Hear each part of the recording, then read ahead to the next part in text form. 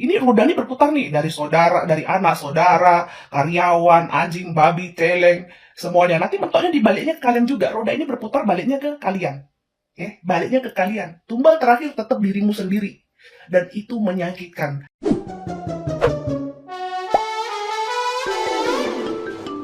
Isu miring mengenai kekayaan Sarwendah yang dituding hasil dari pesugihan Gunung Kawi akhirnya memicu ulasan edukasi spiritual yang sangat mendalam. Seorang netizen yang berbakti dengan akun @mairinzuwazdi memberikan pencerahan tegas untuk meluruskan bagaimana jalur gaib tersebut bekerja di dunia nyata.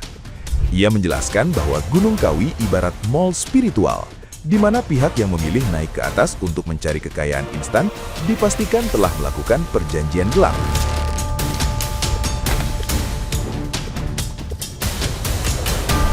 Netizen yang budiman tersebut memperingatkan bahwa harta melimpah dari hasil kerjasama dengan entitas gaib merupakan kontrak mati penyerahan jiwa kepada iblis.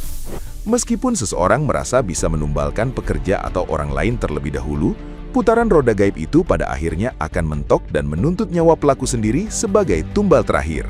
Segala sesajen yang disajikan di sana hanyalah media penyerap energi manusia yang dosa musyriknya sangat mustahil untuk diputuskan.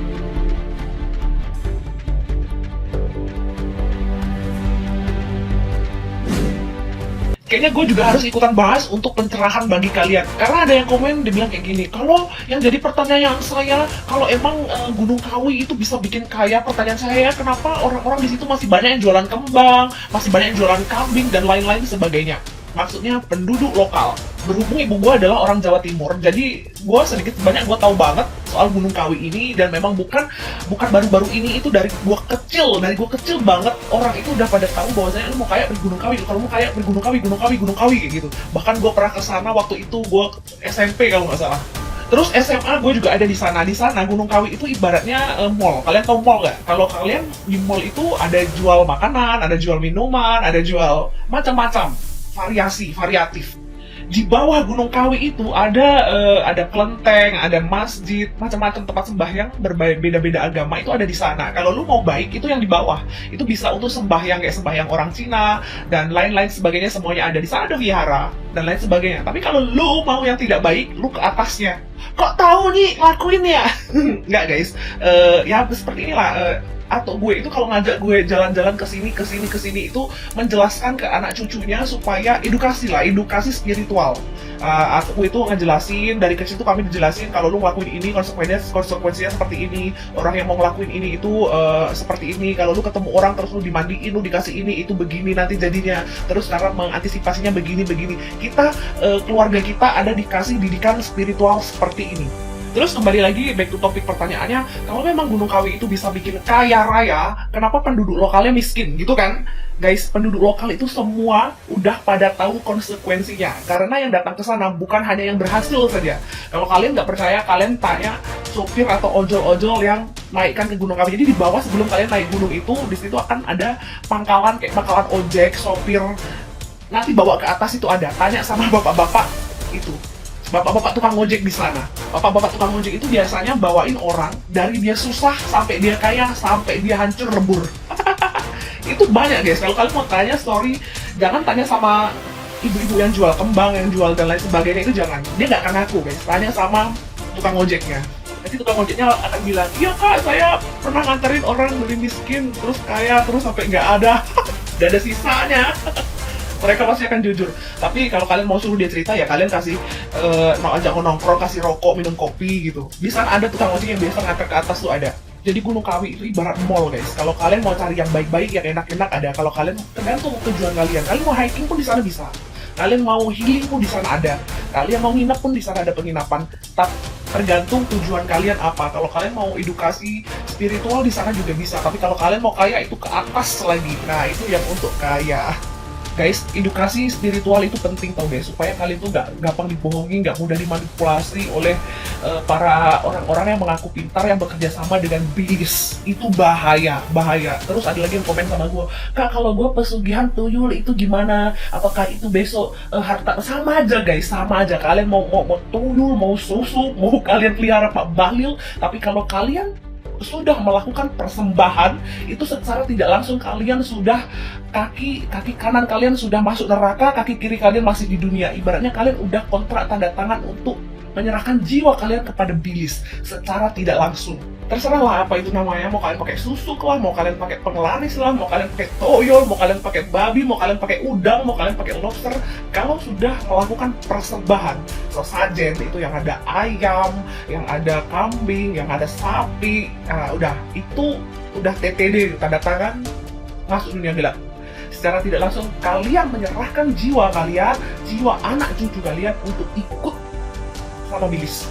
Secara tidak langsung, dan benang merah itu susah diputus. Jangan berpikir bahwasannya, kan bapakku yang pesugihan, aku anaknya nggak mungkin kena. Siapa bilang? Kan banyak tuh yang komen di bawah itu pada bilang kayak gini, gak apa-apa lah aku menderita, biarlah aku jadi setan, gak apa-apa. Yang penting anak cucuku bahagia. Siapa bilang? Belum tentu, karena kekayaan yang didapat atas kerjasama dengan dunia sebelah itu semu. Gampang lah, kan nanti kalau pesugihan bisa numbalin pekerja, nggak usah numbalin keluarga, kan bisa. Jadi gini, kalau kalian bilang mau pesugihan, mau numbalin mantan, mau numbalin musuh, mau numbalin anjing, babi, bisa. Tapi setelah putaran tumbal ini habis, akan balik ke kalian sendiri. Itu terakhir, maksudnya tuh makanan terakhirnya. Ini modalnya berputar nih, dari saudara, dari anak saudara, karyawan, anjing, babi, celeng, semuanya. Nanti mentoknya dibaliknya ke kalian juga. Roda ini berputar, baliknya ke kalian. Tumbal terakhir tetap dirimu sendiri. Dan itu menyakitkan. Atau gua udah banyak sekali ngelepasin orang yang berusaha lepas dari pesugihannya tapi nggak bisa. Toh, bantu saya, toh. Saya menyesal melakukan ini, toh. Hidup saya tidak tenang, bantu saya, toh. Atau saya cuma bilang, maaf mas, ini sudah bukan kuasa saya, ini sudah kuasa Tuhan. Karena kau sendiri sebelumnya sudah memasrahkan diri kau kepada bilis dengan rela hati, tanpa kau sadari. Kan kemarin aku tumbalin ayam itu cuma harfiah saja, nggak ada namanya jin atau bilis itu makan ayam, makan kembang, nggak ada. Kalian menyediakan sesajen, itu yang diserap tuh energi kalian. Secara tidak langsung kalian menyerahkan energi kalian untuk dimakan sama mereka. Bukan harfiahnya jin makan kembang, jin makan kambing, enggak. Itu cuma harfiah, nggak ada jin yang makan kambing, terang-terangan makan kambing, itu enggak. Kalian bilang sari-sari, itu kan menyerap sari-sarinya, itu energi yang kalian suguhkan besar. Susah ngejelasinnya. Sesajen itu cuma media. Jadi tetap yang dimakan itu energi kalian. Energi. Mau kalian sediakan kentang goreng kayak, mau kalian sediakan udang goreng kayak, tempe goreng, tahu goreng, terserah. Tapi yang kalian suguhkan itu berarti energi kalian. Kalian merelakan bahwasannya jiwa raga kalian untuk dipasahkan ke mereka. Medianya apa? Sesajen itu tadi. Makanya di dalam Islam itu ada dalilnya. Hal-hal kayak gitu itu hukumnya musyrik dan menduakan Tuhan, itu adalah dosa besar. Agak tahu. Udah gue bilang, atau gue udah banyak nolongin orang tapi nggak lolos, nggak jebol. Sampai atau gue itu, jadi di Kalimantan tuh ada persatuan, kalau orang Indonesia bilang persatuan orang pintar gitu. Nyelamatin satu orang ini dari tangan bilis gak bisa anjing. 7 orang mental semua gak bisa, susah. Itu cuman kuasa Tuhan yang bisa nolong. Tapi susah kalau kau sudah memasrahkan jiwa raga kau untuk sebuah kekayaan yang ditukarkan. Susah mau ngomong ya. Gue kasih tau sama kalian ya, kalau memang pesugihan gak ada tumbal, atau gue udah kaya. Kalau memang pesugihan tuh gak ada tumbal, gue udah kaya. Kalau memang pesugihan gak ada tumbal, ibu gue, bapak gue udah kaya. Lu tuh udah kaya. Kayak mana enggak? Atau gue bisa? Pikir lagi guys. Gak ada kekayaan yang instan. Ngelonte aja, itu butuh proses. Oke?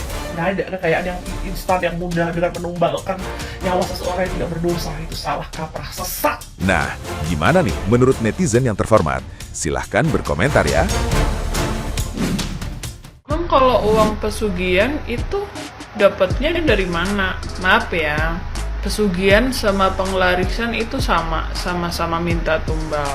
Cuman bedanya kalau kayak penglarisan itu semakin minta laris, semakin tumbalnya semakin banyak. Nah kalau udah nggak ada tumbalnya, dia tuh akan bangkrut ya, akan bangkrut, hidupnya akan apes, anak-anak turunannya. Tapi kalau yang namanya pesugihan, dia itu akan memakan siapapun yang diminta dan bisa memberi makan itu kepada pembantunya. Pokoknya siapapun yang udah makan duitnya di sana minimal itu setengah tahun atau 3 bulanan. Terus biasanya mereka tuh dikasih baju ataupun makanan yang udah ada sesuatunya. Nah, kok Mbak Retno tahu? Ya tahu aja sih. Emang kenapa? Emang Mbak Retno pernah ngelakuin? Enggak, tapi aku tahu. Tapi ini ada cerita. Bapakku pernah bilang, semiskin-miskinnya anak turunanku nggak ada yang boleh melakukan yang namanya pesugihan. Karena, maaf, dulu ya intinya iman semakin tinggi itu kan semakin digoyahkan ya, semakin banyak ujian. Nah, ada cerita dari bapakku, dulu bapakku pernah dihina, bahkan orang yang menghina bapakku tuh masih saudaranya mama aku tahu gitu orang-orangnya siapa, bahkan ada yang udah wafat. Dan aku ingat dia ngomong sama aku, bapak kamu tuh cuman bawa orang sama burung-burung doang. Yang tahu burung apa ya maksudnya itu tuh apa, bapak kamu tuh cuman kerjaannya tuh kayak suluk, tahu suluk nggak? Cuman kayak Zara gitu, suluk cuma sholat gitu-gitu doang, nggak dapet apa-apa gitu kan. Nah kan memang backgroundnya bapakku tuh kan, kakekku tuh kan kiai ya. Nah disitulah kayak bapakku tuh kayak mungkin kena gangguan, godaan setan ya. Bapakku pernah bilang gini, set gitu kan. Ada yang bilang sama bapakku, kamu kalau ikut aku kaya terus. Nah waktu itu bapakku suruh ngapain sama kamu. Nah di situ dia itu minta anak pertama, yaitu yang cowok, yaitu kakakku. Bapakku nggak mau, enak aja kata bapakku, nggak mau lah bapakku tuh. Nah terus waktu bapakku seperti itu, ya nggak mau lah ya bapakku. Alhamdulillah imannya itu kuat sama Allah Subhanahu Wa Taala. Nah di situ tuh kayak bapakku tuh kan orangnya tuh kan sering berzarah-zarah gitu. Makanya kemarin itu waktu bapakku habis meninggal belum ada 40 hari, aku tuh kan kayak didatengin banyak banget. Itu tuh kayak suruh berangkatin orang, menzarahkan orang, suruh mendoakan bapak aku. Yes, pokoknya intinya suruh memberangkatkan orang gitu untuk berzarah, yaitu emang arahnya tuh ke Panjalu sama Pamijahan gitu. Dan aku lakukan kan, alhamdulillah aku berangkatin orang 1 mobil bis gitu. Dan itu pun orang-orang yang aku pilih gitu, orang-orang yang nggak asal-asalan orang gitu ya. Nah karena setelah itu kan ya udahlah bapakku tuh kan nggak mau, karena dia mau minta anak pertama. Nah setelah itu karena bapakku tuh kan sering dihina sama keluarganya, maaf ya, keluarganya mamaku, bahkan kakek aku menghinanya. Keluarga mama aku dari nenek aku juga menghinanya habis-habisan ya. Bahkan adiknya mama aku ya, aku ingat waktu aku kecil yang ngata-ngatain bapak aku sampai kakinya itu diangkat ke meja, digebrak ke meja gitu ya. Kalau ingat sakit hati, tapi kan fakta ya gitu kan. Nah ya aku tahu orang-orangnya yang suka menghina bapakku, bahkan suruh cerai sama mamaku gitu. Bahkan aku ya dikata-katain anaknya. Nah itu tuh bapak aku tuh waktu itu cerita sama aku. Makanya aku bilang, aku tuh mau sekolah nggak sekolah bapakku nggak pernah ngelarang. Yang penting kalau nggak ngaji aku dipecut gitu. Pokoknya bapakku tuh didikannya lebih ke agama kuat gitu ya. Waktu itu bapakku tuh sering dihina, tapi bapakku tuh kan orangnya emang sering zarah gitu kan. Nah waktu dia zarah di Panjalu, pokoknya di Panjalu dia itu ya namanya orang ya kayak berjarah gitu. Di situ dia lagi berdoa, nggak tahu di Panjalu atau Pamijahan yang ada gua-guanya itu, aku nggak tahu di mana. Tapi setelah bapakku wafat itu aku memang didatangi banyak orang-orang bersorban itu gede tinggi itu bilang kalau aku suruh berangkatin orang berzarah ke 2 titik itu. Nah nanti the next itu ke Cirebon gitu. Nah itu tuh bapak aku pernah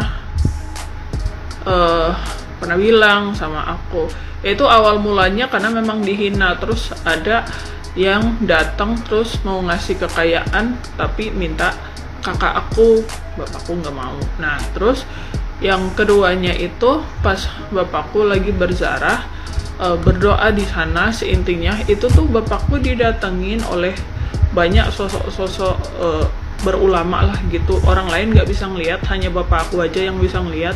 Dia tuh bilang kayak ini, udah nanti ada salah satu anak kamu yang bisa mengangkat derajat kamu, biar kamu itu nggak dihina sama keluarga istri kamu gitu. Intinya kamu tuh nggak di, pokoknya gitulah. Karena bapakku kan teguh keimanannya. Terus nanti kamu tuh punya anak, salah satu anak kamu tuh nanti dia itu bisa lah, dia diberi sesuatu yang beda dari yang lain, walaupun banyak itu beda dari yang lain, dijaga, dirawat gitu ya. Terus itu nanti anehnya perempuan yang lahir itu dijaga dengan baik, itu yang akan mengangkat derajat kamu gitu, kata bapakku kan. Itu yang dimaksudkan aku gitu. Terus dia bilang, didiklah anak kamu dengan ilmu agama yang benar gitu kan. Makanya aku bilang kalau nggak berangkat sekolah aku nggak apa-apa, tapi kalau nggak ngaji aku suka dicuek gitu kan. Terus gitu, tapi emang bener gitu. Aku ingat siapa yang menghina bapak aku, katanya cuman bawa orang sama burung-burung, bukan burung yang terbang, maksudnya burung yang bisa yang punya 2 telur yang bisa beranakin orang, tahu kan. Terus ya udah gitu, tapi emang bener sih. Bapakku pernah bilang dulu waktu dapat wangsit itu waktu ziarah di sana. Terus setelah bapakku wafat, itu tuh terbukti aku didatangin orang-orang bersorban gitu ya. Kok jadi ke pesugihan, jadi arahnya ke sini ya, gitu loh. Setelah bapakku wafat, terus aku didatangin gitu, terus dikasih lihat semuanya gitu. Jadi pesugihan itu nggak bagus. Pesugihan itu minta anak selain tumbalnya itu nanti diri sendiri tuh anak. Jangan mau. Makanya aku selalu bilang pesugihan tuh nggak bisa diputus kecuali kemetongan alias wafat baru bisa keputus. Makasih.